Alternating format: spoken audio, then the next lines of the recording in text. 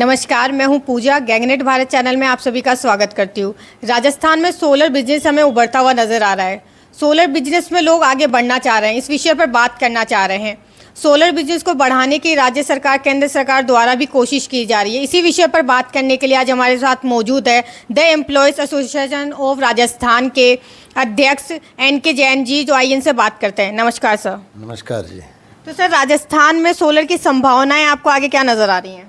राजस्थान में सोलर का बहुत बड़ा स्कोप है। उसके पीछे रीज़न है कि हमारे यहाँ 365 में से लगभग 310 दिन पूरी सनलाइट होती है और सनलाइट की जो इंटेंसिटी है वो भी काफ़ी ज़्यादा होती है, जिसकी वजह से जो आउटपुट आता है इलेक्ट्रिसिटी का वो बहुत अच्छा आता है। इसलिए मैं समझता हूँ राजस्थान में ग्रीन एनर्जी को लेके बहुत बड़ी संभावनाएं हैं, जिसमें सोलर एनर्जी प्रमुख है जी। तो नरेंद्र मोदी जी ने भी सोलर बिजनेस को काफ़ी बढ़ावा दिया, PM सूर्योदय योजना भी चलाई है। तो ये योजना चलने के बाद आपको क्या लग रहा है, राजस्थान में ये किस तरह आगे बढ़ रहा है और किस तरह आगे बढ़ेगा आगे? देखिए, मैं समझता हूँ पिछले 5 साल में राजस्थान में जो टारगेट थे 20 गीगावाट के, वो पूरे नहीं हो सके हैं और अगले 5 साल के लिए जो हमारे टारगेट हैं 100 गीगावाट के, उसको पूरा करने के लिए ही मोदी जी ने जो ये सूर्य मित्र योजना और सोलर के जो नई योजनाएं लॉन्च की हैं वो इसीलिए की है कि हम अपने टारगेट पूरे कर सकें। और जैसा आप देखते होंगे अभी गर्मी में कितना बुरा हाल है बिजली का, रोज़ रोज़ बिजली कटौती होती है, जिससे उद्योग और व्यापार बहुत ज़्यादा प्रभावित होता है। तो निश्चित रूप से जब हम सोलर में आगे बढ़ेंगे तो इन समस्याओं से निजात पाते हुए एक तो हम पर्यावरण को भी सुरक्षित रख सकेंगे और दूसरी ओर अपनी जो पावर कटौती की वजह से उद्योगों का नुकसान होता है और कई बार ट्रिपिंग हो जाती है, suddenly high voltage low voltage के खतरे हो जाते हैं, जिसकी वजह से आग लग जाती है और ये आग जनित हादसे काफ़ी हो रहे हैं इन दिनों में, आपने देखे होंगे, जिससे जनहानि भी होती है और अपने व्यापार का नुकसान भी होता है। और कोई उद्योग में अगर मान लीजिए आग लग जाती है तो उसके वो बंद हो जाता है और वहाँ मजदूर भी बेरोजगार हो जाते हैं। तो ये बहुत बड़ा इम्पैक्ट होता है, सोशल इम्पैक्ट जो होता है। तो इन सब से बचने के लिए अगर हम सोलर एनर्जी में आगे बढ़ते हैं तो उसको व्यापार और उद्योग जगत के लिए भी बहुत फ़ायदे हैं, पर्यावरण के लिए भी बहुत फ़ायदे हैं और एक तरीके से आप अर्निंग भी कर सकते हैं। जो बिजली आप अभी खरीदते हैं उस बिजली को आप बेच भी सकते हैं सरकार को, तो वो एक एक्स्ट्रा अर्निंग भी हो जाती है उद्योग की। अगर अपन रोजगार के नज़रिए से देखें तो रोजगार किस तरह सोलर बिजनेस से आगे बढ़ सकता है और लोगों तक पहुंच सकता है? देखिए, रोज़गार में क्या, एक तो सोलर प्लांट लगाने वाले लोग चाहिए, हमें स्किल्ड लोग चाहिए जो कि सोलर प्लांट को जहाँ भी इंस्टॉल करना है वहाँ इंस्टॉल कर सकें।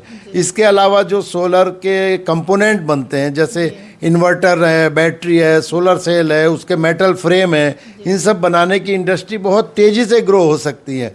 अभी राजस्थान में मुश्किल से मुश्किल ये इस तरह की इंडस्ट्री कोई 2-4 ही हैं, लेकिन इसमें बहुत बड़ा स्कोप है और कम से कम 200 से ज़्यादा इंडस्ट्री इसमें अभी प्रयास कर रही हैं आगे आने के लिए।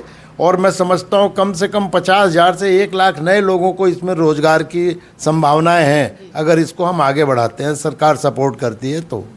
Rajasthan solar association solar expose लगा रही है। फरवरी में उन्होंने लगाया, जुलाई में फिर 6, 7, 8 जुलाई को लगाने जा रहे हैं। जो ऐसे एक्सपोज होते हैं वो सोलर बिजनेस के लिए कहूँ या फिर जो सोलर बिजनेस से जुड़ना चाहते हैं नए लोग, उनके लिए कितने महत्वपूर्ण हो गए हैं? देखिए, इस तरह के एक्सपो जो होते हैं वो इंटरनल नेटवर्किंग और बिजनेस नेटवर्किंग दोनों के लिए बहुत महत्वपूर्ण होते हैं।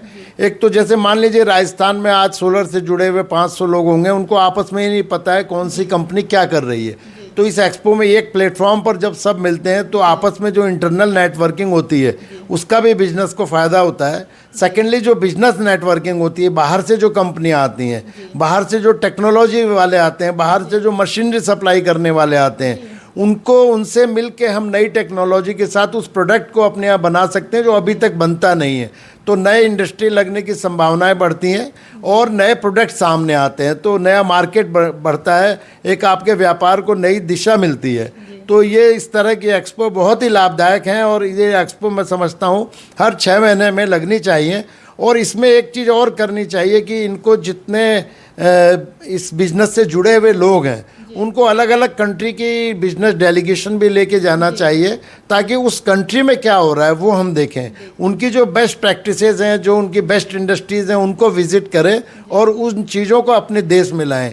तो इससे एक बहुत बड़ा इम्पैक्ट आएगा, जो कि इस तरह के व्यापार को, सोलर से जुड़े हुए व्यापार को, ग्रीन एनर्जी से जुड़े हुए व्यापार को बहुत आगे बढ़ा सकता है। और हम ना अपने देश की बल्कि अपने प्रदेश की इकोनॉमी में एक बहुत बड़ा बूस्ट देख सकते हैं इसकी वजह से। जी, तो इस पर जो सोलर बिजनेस का कॉन्सेप्ट रखा गया है वो B2B रखा गया है, बिजनेस टू बिजनेस। तो ये कॉन्सेप्ट क्या आपको लोगों में उतना ही क्रेज देखने को मिल सकता है?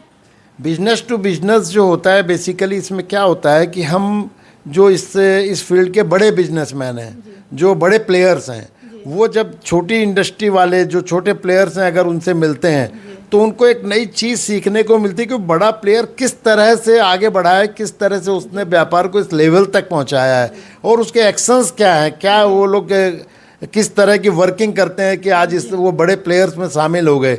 और एक जो छोटे प्लेयर हैं उनमें जोश आता है कि क्यों ना हम उस लेवल तक पहुंच जाएं। तो इस तरह के B2B बिजनेस में बहुत सारे नई बिजनेस कोलैबोरेशन होने की संभावनाएं होती हैं और बहुत सारे नए जो प्लेयर्स हैं उनको आगे बढ़ने के लिए प्रेरणा भी मिलती है। क्योंकि मैं आपको एक डाटा देना चाहूँगा कि हिंदुस्तान में जो स्मॉल बिजनेस का मीडियम बिजनेस में कन्वर्ट होना और मीडियम बिजनेस का बिग बिजनेस में कन्वर्ट होना, ये रेशियो अभी सिर्फ 5% है। मतलब 100 में से सिर्फ 5 लोग ही स्मॉल से मीडियम में या मीडियम से लार्ज में जा पाते हैं।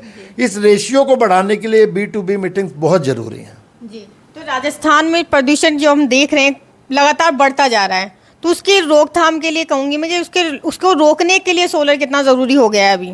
देखिए, सोलर तो मैं समझता हूँ कि अब हर घर की छत पे होना चाहिए, हर फैक्ट्री की छत पे होना चाहिए, क्योंकि जितना ज़्यादा हम ग्रीन एनर्जी की तरफ चलेंगे, जितना ज़्यादा सोलर की तरफ चलेंगे, उतना ज़्यादा हम अपने पर्यावरण को सुरक्षित रख सकेंगे।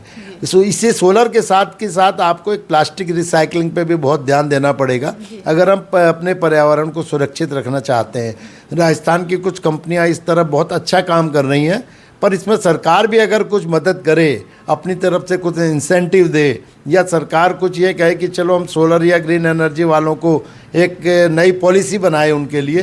पहले बनी थी पर मुझे लगता है वो इतनी इम्पैक्टफुल लागू नहीं हुई, या तो कुछ मंशा कमज़ोर रही सरकार की, या फिर हो सकता है कुछ जो लागू करने वाले ऑफिसर्स थे उनकी कुछ विल पावर कमज़ोर रही।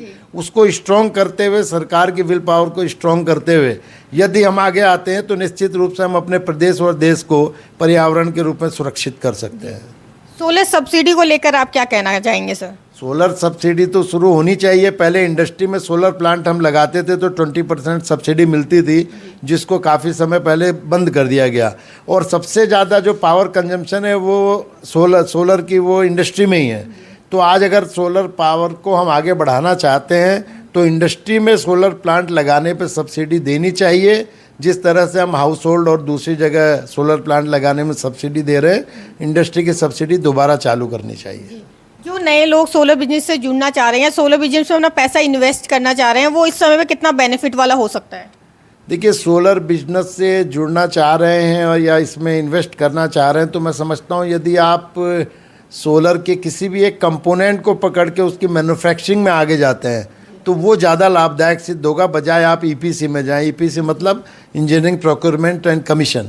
तो उसकी बजाय अगर मैन्युफैक्चरिंग में जाते हैं तो मैं समझता हूँ अभी सेमीकंडक्टर के लिए गवर्नमेंट ऑफ इंडिया की बहुत अच्छी पॉलिसीज़ आई हुई हैं। PLI स्कीम भी आई हुई है, इसमें सब्सिडी भी बहुत दे रही है गवर्नमेंट, और ये एक नई टेक्नोलॉजी भी है। अगर इसमें हम जाते हैं या सोलर से रिलेटेड कोई भी कंपोनेंट आप बना लें, सेल बना लें, फ्रेम्स बना लें, उसका जो PV रिबन वायर होते हैं वो बना लें, उसकी केबल्स बना लें, तो ये इसमें इन्वर्टर्स बना लें, बैटरीज बना लें, तो इसमें बहुत अच्छा स्कोप है। और कई कंपनी जो इसमें है वो बहुत अच्छे रिजल्ट्स भी दे रही हैं और अच्छे काम भी कर रही हैं। सोलर को लेकर आप सरकार से क्या मांग रखना चाहेंगे जो आज तक नहीं हुआ है, आगे होना चाहिए, सोलर बिजनेस के लिए बेनिफिट वाला होगा? सरकार से तो हमारी ये डिमांड है कि यदि राजस्थान के उद्यमी सेमीकंडक्टर में आगे आना चाहते हैं, सेमीकंडक्टर वो प्रोडक्ट होता है जिससे इसके इंगट्स बनते हैं और इंगट से फिर सोलर वेफर्स बनते हैं, उस सोलर वेफर से सोलर सेल बनता है। अगर उसमें कोई इंडस्ट्री आगे आना चाहती है तो उसको नई टेक्नोलॉजिकल कोलैबोरेशन मुहैया करानी चाहिए, उसको सब्सिडी देनी चाहिए, उसको ज़मीन फ्री देनी चाहिए, क्योंकि ये इतना इम्पोर्टेंट प्रोडक्ट है कि उसके सामने ज़मीन की कोई वैल्यू नहीं है। ये लाखों लोगों को रोज़गार दे सकता है और नई टेक्नोलॉजी ला सकता है, प्लस जो सोलर सेल अभी अपने हिंदुस्तान में टोटली इंपोर्ट होते हैं, उसमें एक नए आयाम पैदा कर सकता है अगर मैन्युफैक्चरिंग में आते हैं तो। जी, ओके सर, थैंक यू हमसे बातचीत करने के लिए। नमस्कार, धन्यवाद।